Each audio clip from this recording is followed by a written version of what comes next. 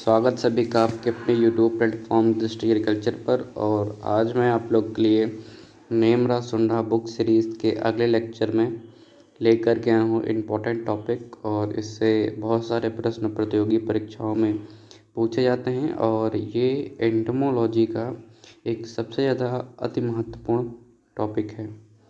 Topic का नाम आप देख पा रहे होंगे, समन्वित कीट प्रबंधन, या इसको बोला जाता है एकीकृत कीट प्रबंधन। इंग्लिश में इसको इंटीग्रेटेड पेस्ट मैनेजमेंट कहते हैं। अब इंटीग्रेटेड मतलब कि क्या है कि इसमें बहुत सारे कंपोनेंट जैसे कि मैकेनिकल, बायोलॉजिकल और आपकी जो एग्रोनॉमिकल प्रैक्टिसेस के थ्रू यहाँ पर जो पेस्ट्स हैं, जो कीट हैं, उनको मतलब कि उनका मैनेजमेंट करते हैं। ठीक है, उनको कंट्रोल नहीं करते, उनका मैनेजमेंट करते हैं। ठीक है, अब यहाँ पर कंट्रोल क्यों नहीं कहते हैं, मैनेजमेंट ही क्यों करते हैं, क्या मैनेजमेंट क्यों कहते हैं, आइए उसके बारे में भी यहाँ पर देखेंगे। तो यहाँ पर लिखा है कि रासायनिक कीटनाशकों का प्रयोग कम से कम करते हुए कीट नियंत्रण की कृषक यानी कि एग्रोनॉमिकल प्रैक्टिसेस, यांत्रिक यानी कि मैकेनिकल, भौतिक यानी कि फिजिकल और जैविक यानी कि बायोलॉजिकल जो विधियाँ हैं, जो मेथड्स हैं, उनका समावेश कर कीट नियंत्रण करना समन्वित कीट प्रबंधन कहलाता है। फिर उसके बाद अगला बिंदु लिखा है यहाँ पर, आईपीएम पर्यावरण के प्रति सुरक्षित है, यानी कि कोई इसका साइड इफ़ेक्ट नहीं है एनवायरनमेंट पर, एवं इस विधि में कीटों का पूर्ण नियंत्रण न करके कीटों की संख्या को फसलों के आर्थिक क्षति स्तर के नीचे रखते हैं।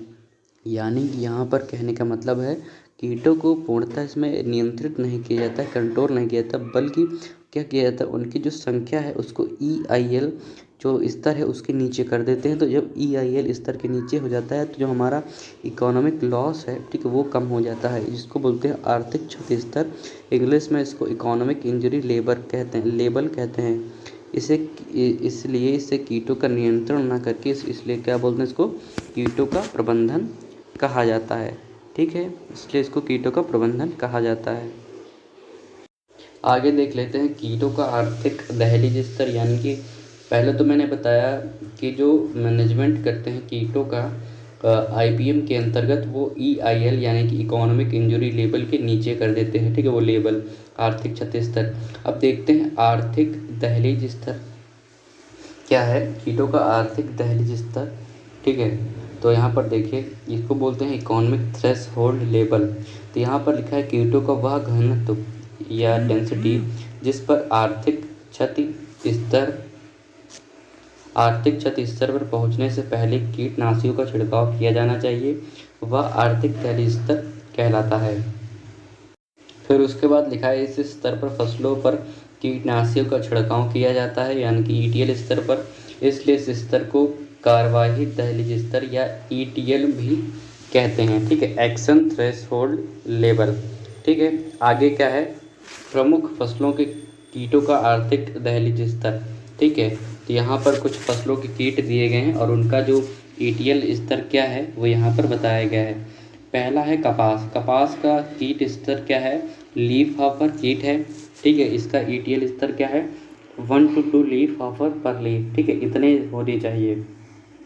फिर उसके बाद कपास का दिया गया है दूसरा, सफ़ेद मक्खी। ठीक है, सफ़ेद मक्खी का क्या है कि 5 से 10 वयस्क यानी कि जो एडल्ट हैं पर पत्ती, ठीक है, पर लीफ, या 20 निम्फ, ठीक है, इनकी स्टेजेस होती हैं, पर लीफ होनी चाहिए। फिर उसके बाद कपास का ही दिया गया है बोलवर्म, ठीक है, डोडे की लट्टें, यहाँ पर 5 से 10% डोडों की क्षति होती है। ठीक है, तो इनका ये स्तर दिया गया है। फिर उसके बाद कीटों का आर्थिक क्षति स्तर यानी कि इकोनॉमिक इंजरी लेवल। तो कीटों का वह घनत्व जो फसलों में आर्थिक नुकसान करने के लिए पर्याप्त हो, आर्थिक क्षति स्तर कहलाता है। इस स्तर को नुकसान दहलीज स्तर भी कहते हैं। ठीक है, तो आगे देखिए यहाँ पर अब दिया है समन्वित कीट प्रबंधन की विधियाँ, इनको देख लेते हैं। तो जैसे कि एग्रोनॉमिकल हो गई आपकी, या कल्चरल प्रैक्टिसेस हो गई, फिजिकल, मैकेनिकल, बायोलॉजिकल, फिर उसके सबसे लास्ट में हम केमिकल प्रैक्टिसेस करते हैं। तो यहाँ पर लिखा है कृषक विधियाँ कौन कौन सी हैं, यह लिखा है सबसे सस्ती, इको फ्रेंडली, यानी कि इसका कोई भी इफेक्ट पर्यावरण पर नहीं पड़ता है, वह कृषकों द्वारा आसानी से अपने खेत पर अपनाए जाने वाली विधि है, इसलिए समन्वित कीट प्रबंधन में सर्वप्रथम इसी विधि को काम में लेते हैं। ठीक है, एक क्रमवार फिर उसके बाद इसमें निम्न विधियाँ सम्मिलित हैं, जैसे फसल चक्र यानी कि क्रॉप रोटेशन, फसल चक्र अपनाना, गर्मियों में गहरी जुताई करना, खेत की सफाई कर रखना, समय पर बुआई करना, फांस फसलें उगाना, कटिंग छटिंग ठीक है करना, वरोधी किस्मों को उगाना। तो ये सब आपकी कल्चरल फसलों के अंतर्गत आती हैं। तो यहाँ पर पहले क्या लिखा है, फांस फसलें, इनको हम ट्रैप क्रॉप भी कहते हैं। तो ऐसी फसलें जो मुख्य फसल के कीटों को अपनी तरफ आकर्षित करती हैं तथा मुख्य फसल की कीटों से रक्षा के लिए खेत की बाउंड्री पर लगाई जाती है। यानी कि क्या करते हैं, खेत के चारों तरफ इनको बाउंड्री वॉल के रूप में इनको लगाया जाता है ट्रैप क्रॉप को। तो ये मुख्य फसल के कीटों को अपनी ओर आकर्षित कर लेते हैं। जैसे कि यहाँ पर कुछ दिया गया है कि जैसे यहाँ पर जो ट्रैप क्रॉप है और उनकी मुख्य फसल क्या है और किस कीट को ये आकर्षित करती हैं। जैसे कि भारतीय सरसों, ये क्या है, ट्रैप क्रॉप है किसकी, पत्ता गोभी की, ठीक है। तो ये किसको, डीबीएम कीट को ये आकर्षित करती हैं। फिर उसके बाद जो दूसरी ट्रैप क्रॉप है अरंडी, तो ये सोयाबीन की मुख्य फसल है, सोयाबीन, ठीक है। सोयाबीन के चारों ओर अरंडी लगा देंगे तो ये स्टेप्टोडेप्टेरा लिटेरा ये कीट को आकर्षित करेंगे। फिर उसके पर भिंडी कपास के, और तो जो बोलवर्म कीट है उसको आकर्षित करेंगे फिर, ठीक है। तो यहाँ पर दूसरी क्या है, यांत्रिक विधियाँ, इनके मैकेनिकल मेथड्स। तो इस विधि में यंत्रों की सहायता से कीट नियंत्रण करते हैं। इसमें निम्न विधियाँ सम्मिलित हैं, जैसे मोटी लतें व बड़े कीटों को हाथों से पकड़ना, खेत के चारों ओर खाई खोदना, ट्रैप यंत्रों का प्रयोग करना, जैसे फेरोमोन ट्रैप, ठीक है, लाइट ट्रैप, ठीक है। तो यहाँ पर लिखा है खेत के चारों ओर खाई खोदना, ये सब पता हो गया। फिर उसके बाद पौधों के तनों को पॉलीथीन की सीट व ग्रीस की पट्टी से बांधना, ठीक है। फिर उसके बाद मैंगो में जैसे मिलीबग के लिए, इसके बचाव के लिए हम पॉलीथीन बांध देते हैं। फलों को ढकना या बांधना पपीते व अनार के लिए करते हैं। फिर उसके बाद भौतिक विधियाँ, तो इस विधि में तापमान व आर्द्रता का नियमन करते हैं एवं गामा किरणों का प्रयोग करते हैं।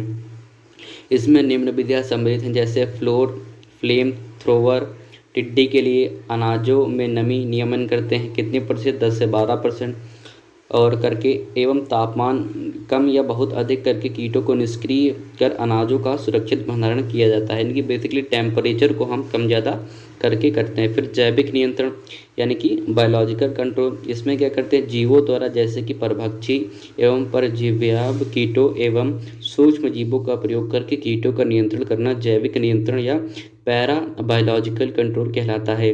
पैरा बायोलॉजिकल कंट्रोल शब्द सर्वप्रथम H.S. स्मिथ ने 1999 में दिया था, ठीक है। तो ये इंपॉर्टेंट है, आप इसको ध्यान रखिएगा। फिर उसके बाद यहाँ पर लिखा है प्रीडिएटर, जिसको परभक्षी कीट भी कहते हैं। तो ऐसे कीट सामान्यतः फसलों के नासी कीटों से बड़े आकार के होते हैं तथा मुक्त जीवी होते हैं, ठीक है, फ्री लिविंग होते हैं, जो वयस्क बनने के बाद भी फसलों के नासी कीटों का भक्षण करते हैं। जैसे सरसों एवं मसालों का प्रमुख कीट एफिड, ठीक है, एफिड जिसका जैविक नियंत्रण कोलियोप्टेरा के लेडी बर्ड बीटल परभक्षी कीट द्वारा किया जाता है, ठीक है। कपास एवं सब्जियों के रस चूसने वाले कीट जैसे सफ़ेद मक्खी, जैसिड, हरा तेला एवं थ्रिप्स का जैविक नियंत्रण क्राइसोलिप्ट कार्निया ग्रीनग्रेसविंग नामक निरप्टेरा गण के परभक्षी कीट द्वारा किया जाता है। अन्य परभक्षी कीटों में मैंडिट, सिरफिड, फ्लाई आदि भी आते हैं। तो आज के वीडियो में मैंने आपको परभक्षी यानी कि प्रीडेटर के बारे में बताया। अगले वीडियो में पैरासिटॉइड और जो इसकी अन्य विधियां हैं उनके बारे में भी डिस्कस करूंगा, ठीक है। तब तक के लिए थैंक यू, जय हिंद। देखते रहे हमारे इस लेक्चर सीरीज को। धन्यवाद।